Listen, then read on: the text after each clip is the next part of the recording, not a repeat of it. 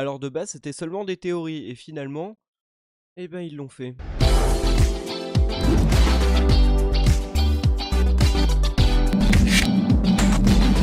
Salut à tous, on se retrouve sur l'épisode 18 de Dragon Ball Daima. On s'y attendait pas, même si on avait quelques théories. Et finalement, ils ont été quand même assez couillus pour le faire. C'est sûr que de le placer ici sur 20 épisodes, eh bah putain, c'est un peu compliqué d'apporter du lore sur la transformation. Mais on va y revenir juste après. Juste avant de commencer, je vous conseille de regarder la vidéo qui est sortie vendredi. On parle de plein de trucs et notamment sur la série Dragon Ball Daima et aussi l'avenir de Dragon Ball. Une interview qui révèle plein de trucs et quelque part ça avait un petit peu teasé cet épisode là. C'est une interview hyper importante pour l'avenir, donc on se pose plein de questions sur qu'est-ce que nous réserve Dragon Ball. Et je vous conseille sincèrement d'aller la voir parce que c'est hyper intéressant. Et puis j'ai essayé de changer un peu de format. Bref, on arrête de tourner autour du pot et on y va. Épisode qui pour moi est le deuxième meilleur épisode de toute la série. C'est des raisons très personnelles parce qu'en soi l'épisode, j'avais dit, on a mis le scénario de côté. On commence avec le Super Saiyan 3 de Goku. Et c'est vrai que là...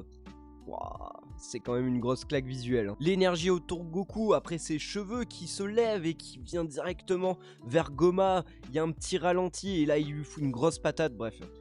C'est une dinguerie. Et franchement, j'avoue, j'ai énormément kiffé ce moment. Genre Goku qui est vraiment sérieux et tout, qui... Putain, ça retourne comme avant. Parce que oui, ça fait hyper longtemps qu'on l'a pas eu cette transformation de Goku et... Oh là là, tu peux pas tester. Le combat continue et Majin Buu fait son entrée. Et autant le personnage est plutôt rigolo, mais autant là je m'attendais pas du tout à ça. Même si on en avait parlé il y a quelques épisodes. Comme quoi Majin Buu avait besoin de bouffer du chocolat pour avoir de la force et que s'il en bouffait pas, un peu short. Et finalement c'est confirmé, on lui donne du chocolat et là paf il s'énerve, il découvre en fait qu'il peut faire pareil que Goku. Et j'avoue ce moment où Majin Buu directement se fait pousser des cheveux comme Sangoku, c'était un peu couillu mais vraiment drôle. Et j'y ai cru en cet épisode franchement, il était cool. Après on a les autres personnages, Glorio et toute la team, qui vont aider Goku et puis finalement, oh non, merde, Goku se fait exploser la tronche. Et Goma est toujours aussi surpuissant. Bon, on va peut-être en parler. Sangoku est à terre. Neva arrive pour utiliser une magie un peu particulière. Ça me rappelle un petit peu l'arc Namek, où le gars avait pu révéler les pouvoirs de Sangohan et Krillin. Là, c'est un peu le même système. Même si c'est un petit peu tiré par les cheveux, parce que la transformation, niveau épique, on n'y est pas trop. C'est surtout pour les raisons pourquoi elle arrive en fait cette transformation. Paf, Sangoku, Super Saiyan 4 mini. Je l'avais dit, ils l'ont fait, c'est un peu couillu, mais bon. Tu veux du spectacle, tu vas avoir du spectacle. Sauf que le problème là-dedans, c'est que le scénario, il suit plus du tout.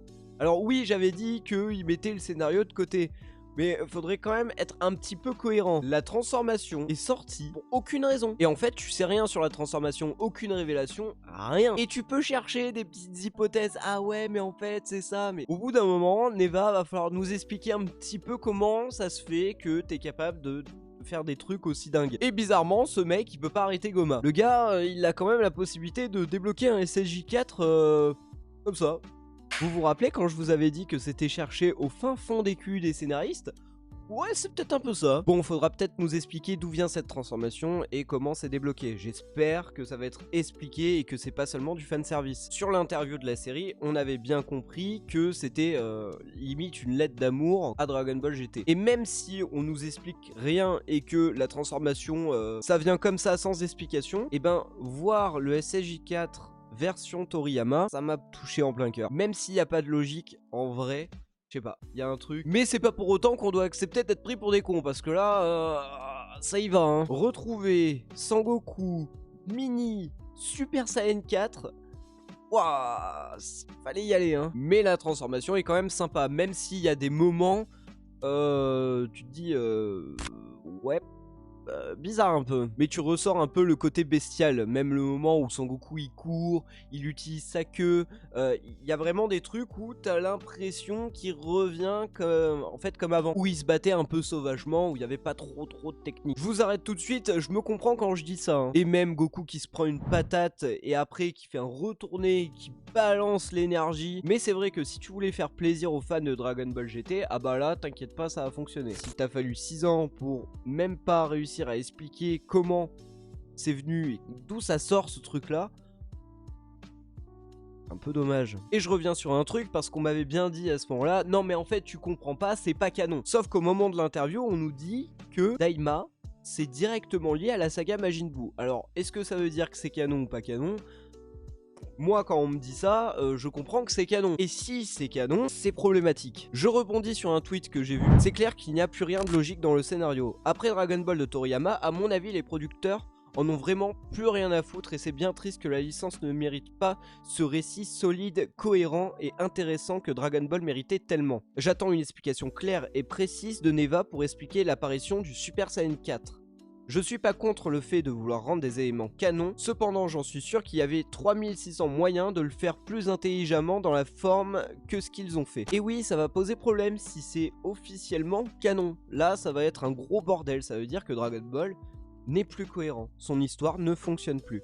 Et ça va devenir Dragon Ball Super Heroes. Et là, ça fait un peu mal au cul. Donc je vous en prie, ne mettez pas Daima dans la chronologie Dragon Ball, parce que sinon, ça va être un gros bordel pour l'avenir. Et sinon, les musiques fonctionnaient très bien, l'animation, pourquoi j'en parle, parce que de toute façon, c'est le point fort de la série, donc faudrait peut-être que j'arrête d'en parler. Et ça y est, Glorio se met enfin en action pour activer les Dragon Ball. On apprend aussi qu'il a appris la langue Namek et qu'il invoque le dragon. Petite scène qui remémore tous les moments qu'ils ont passés ensemble, ce qui laisse planer un petit doute. Koma devient géant, d'ailleurs une petite image vraiment stylée qui me rappelle Goku contre Ozaru Vegeta. Et d'ailleurs son pouvoir a permis à ce que Goku finalement il perde toutes ses forces. Donc là il est peut-être temps de se dépêcher pour réveiller nos héros. Même s'il y a un truc de pas trop cohérent, Neva, pourquoi tu l'utilises pas sur Vegeta ? Parce que du coup, t'as la possibilité quand même d'éveiller Sangoku. Pourquoi tu le fais pas avec Vegeta ? Je piche pas trop. Bref, on va faire comme si on n'avait rien vu. Glorio récupère les Dragon Ball à Ibis. Et d'ailleurs, il est con comme une chaussette. Sur les ordres d'Arinsu, elle dit à Glorio de faire comme veut qu'elle devienne finalement la reine du royaume des démons. Il a un petit doute. Et bien sûr, vu que c'est dans la langue Namek, tu sais pas qu'est-ce qu'il a annoncé comme vœu. Alors de toute façon il y a deux hypothèses. Première hypothèse, que nos héros redeviennent adultes. Et c'est vrai que ça serait quand même sympa, même si ça dure 2 épisodes, ça serait quand même vachement cool de les retrouver adultes. Deuxième hypothèse, Glorio accepte la demande d'Arinsu, malgré les moments qu'ils ont passés ensemble avec Goku et tous les compagnons. Mais dans ce cas-là, le scénario, comment il va partir ? Je vois pas trop le... Qu'est-ce que tu peux faire avec ?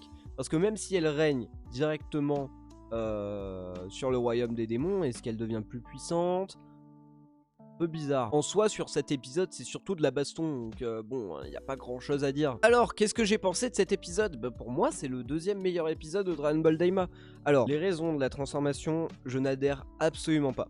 Mais par contre, le spectacle était ouf, et puis, même si c'est pas cohérent, voir le Super Saiyan 4 version Akira Toriyama, parce que finalement il l'avait jamais fait. Il avait fait un petit dessin il y a un petit moment, mais il a jamais fait sa version du Super Saiyan 4. On sait très bien que Dragon Ball GT a été le lot d'injures, d'insultes et tout ce que tu veux, mais par contre, dès qu'il y a un jeu et que Goku et Vegeta Super Saiyan 4 sont annoncés, tout le monde sont en furie. Alors je comprends pas trop. D'un côté, il y a plein de gens qui détestent la série et pourtant, ça se voit notamment sur Dragon Ball FighterZ, Sparking Zero. Tout le monde disait « Mais c'est quand qu'il y a le Super Saiyan 4 et Gogeta Super Saiyan 4 ?» Tout le monde les demande. Donc d'un côté, tout le monde déteste la série, mais derrière, on veut les transformations. Et c'est vrai que depuis toutes ces années, Dragon Ball GT était vu un peu comme une honte. Et il y a le côté nostalgique, vu que Dragon Ball Z n'a jamais continué et que finalement, c'est la Toei qui avait continué l'histoire avec Dragon Ball GT et Akira Toriyama n'avait rien fait. Le voir apporter sa pierre à l'édifice, je sais pas, ça fait quelque chose. Bon, la transformation est à discuter, hein, bien sûr. Mais sinon, ouais, franchement, j'ai bien aimé. Il y avait un peu d'humour, il y avait du spectacle. Alors là, le spectacle, t'inquiète pas, t'en avais plein. J'en ai pris plein les yeux et je pense que finalement, Daima, c'est tout ce qu'il peut faire actuellement. Le scénario, vaut mieux le mettre aux oubliettes et faire comme si on n'avait rien vu. Et oui, j'en ai pris plein les yeux et finalement, je pense que quelque part, ça me suffit. Je me dis automatiquement dans ma tête, de toute façon, on peut pas la rattraper la série, c'est foutu. Donc, allez, vas-y, profite, là il y a du combat. Et puis on verra l'épisode de la semaine prochaine. Le titre se nomme Trahison, donc on verra bien. Et ça sera l'avant-dernier épisode au Dragon Ball Daima. Je sais pas si je ferai une vidéo concernant toute la série et puis faire finalement un topo sur tout ce qu'on a vu, mais on va parler du manga Dragon Ball Super et le one shot de Toyotaro. Que c'est sur l'actualité Dragon Ball et aussi que Dragon Ball Daima c'est bientôt fini. Donc j'aimerais quand même pouvoir parler un petit peu de la série ça. Et voilà, c'est la fin de cette review. N'hésitez surtout pas à donner votre avis dans les commentaires comme d'habitude. On continue à en profiter sur les derniers épisodes de la série. J'espère en tout cas que vous, ça vous plaît. Et comme d'habitude, on se retrouve la semaine prochaine. Salut à tous!